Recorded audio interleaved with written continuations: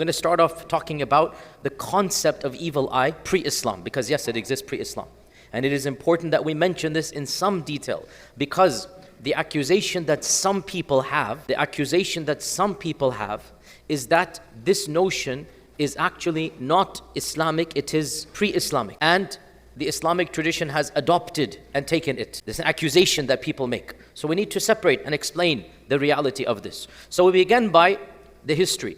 And again, in a nutshell, because actually many dissertations have been written about this, you can read quite a lot about these pre-modern cultures or pre-Islamic cultures. One indisputable fact: Nadar, the evil eye, al-ayn, was a concept that the vast majority of pre-Islamic societies believed in.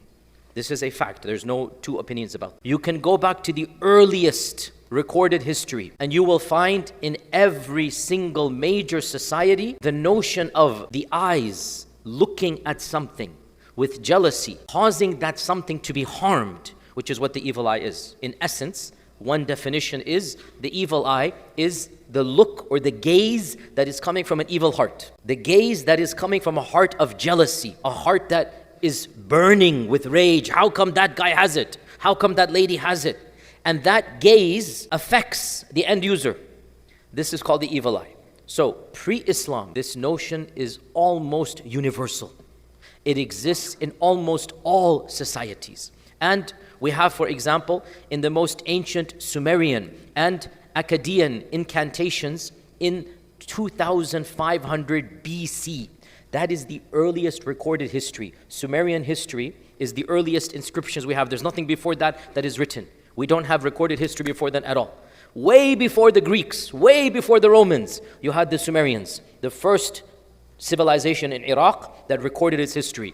Those they're not even hieroglyphics, those carvings, they explicitly mention incantations, du'as, that are supposed to protect the person that says them from the evil eye. The term evil eye is found literally in the Sumerian original. The evil eye, the term evil eye, where do we get it from? Because the Quran and Sunnah doesn't have evil eye. It has a nadar or al-ayn. Where does the term evil eye come from? It is the English translation of a concept that predates Islam. And so when Islamic culture came with ayn and nadar, when it was translated into English, the concept was already known, and it's called the evil eye.